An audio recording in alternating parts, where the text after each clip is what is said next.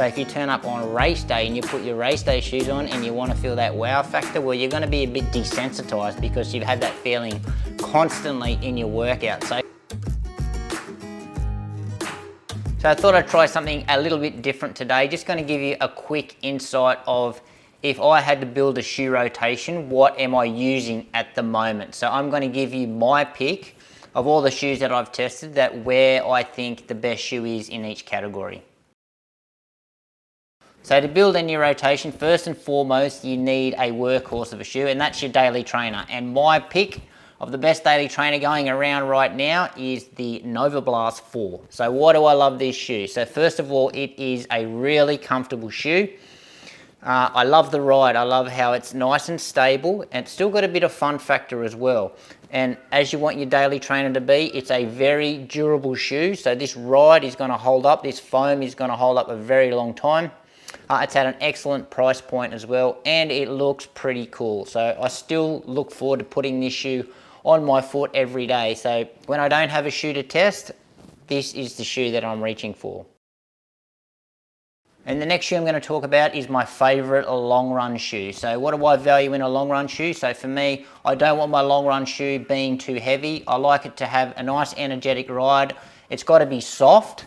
It's got to be able to handle some pace when you want to throw some pace into your long run. And most of all, it has to be comfortable. So it has to melt away in your foot so you don't think about it. And saying that, so my number one long run shoe at the moment is the New Balance SC Elite V4.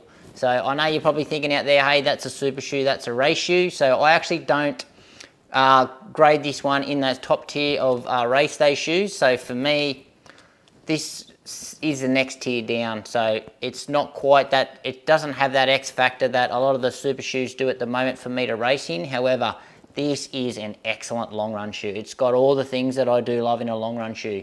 This new Piba midsole is absolutely amazing. It's just got the right amount of softness, the right amount of bounce, the right amount of responsiveness. The rocker's not too aggressive, and this shoe is nice and light, and this shoe is so comfortable, it really does just melt away on the foot. And also with having this shoe in your rotation, you can also use it for any of your workouts as well. So this one is obviously going to be able to handle any of your speed works because it's actually designed to race in. However, I don't put it there. This one is my number one long run shoe. The shoe that I'm going to bring up next is the shoe that I gravitate to when I've got to run some trails. So not technical trails, let's just put it there. I don't need huge lugs or anything like that. Just some fire roads or those dirt roads, a little bit of single track. And the shoe that I picked for that is the Vomero 17. So I also think that this is one of the most underrated shoes going around at the moment as well. So what do I like about this? Well, I like that it's got traditional geometry, and that's what I value on those dirt roads when there's a little bit of slippage. It's got a nice aggressive outsole pattern at the bottom, so we don't have crazy lugs, but it's obviously a little bit more aggressive than what you're going to find on your normal road running shoe. And this midsole combination, so this Zoom X top layer and then this bottom layer, actually just eats up all those little pebbles on a dirt road, and it just feels really, really nice.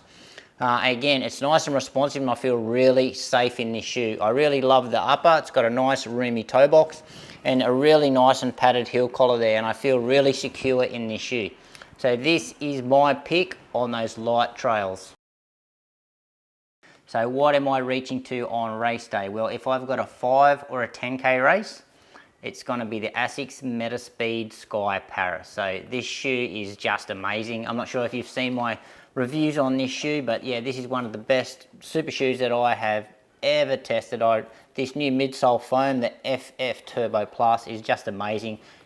Great amount of bounce, great amount of pop. And what I really love about this shoe as well is just how they've moved this rocker just slightly rearward in the shoe. Used to be really late in the sky. They've moved it back, and now for me it really works well with my foot strike. But this shoe is crazy light, and it just really, you just can really get up and going in this shoe. This is a super fast shoe and very, very comfortable as well. And when I'm racing at those longer distances, the shoe that I'm reaching for at the moment is the Alpha Fly 3. So half marathon, this is my number one shoe. Obviously the air zoom units at the front just really make it easy to lock into any sort of pace. I love how they've changed the geometry of this shoe, so they've made the rocker a little bit more gentle and they work better with these pods. This upper absolutely fits me like a glove. I can get the best lockdown on it, and this shoe is just smooth, and it's just that constant energy return. You can just lock into your pace at that half marathon, marathon pace, and off you go. So this for me is the #1 long distance racing shoe. The best value for money shoe getting around at the moment is the New Balance Rebel V4. So this shoe in Australia only comes in at $220, which is it's pretty much one of the cheapest running shoes you can get. So what you get with this shoe is a super versatile package. So it can pretty much handle anything you throw at it.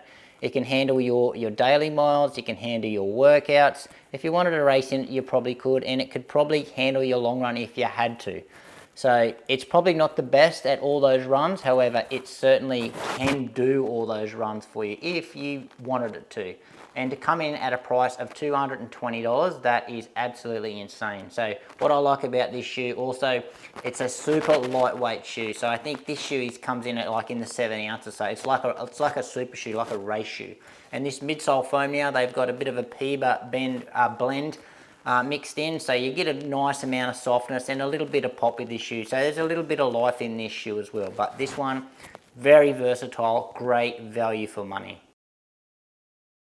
And the next shoe I'm going to talk about is the shoe that you want to use for your workout. So this one is going to handle those speed days, so your tempo days and your threshold days, your intervals and so forth. So this is the shoe that you use so you don't wreck your race shoe.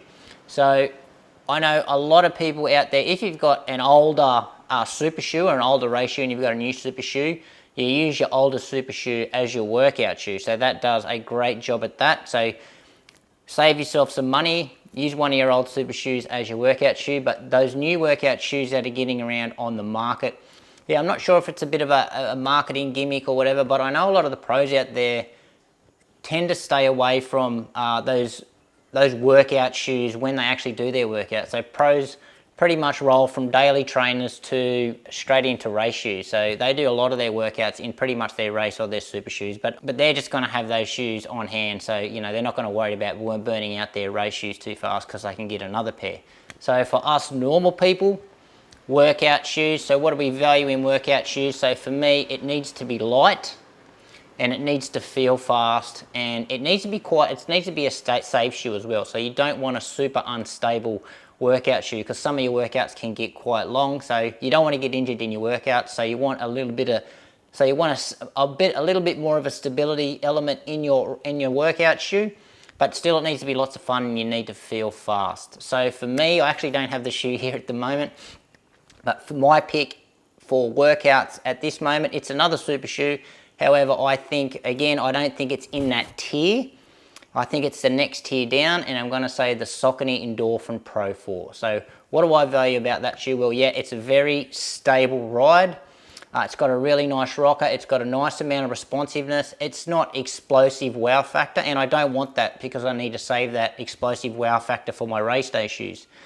If you're using up all your wow factor in your training days and then you turn up on race day, then your race day shoe doesn't feel as magic. For me, I like to scale it up a little bit. I like to save my race day shoes just for that race day, just for those special occasions. So I know it's probably all mental, but you'll take any edge that you can, especially on your race day. But anyway, guys, that's it from me. I hope you got something out of that.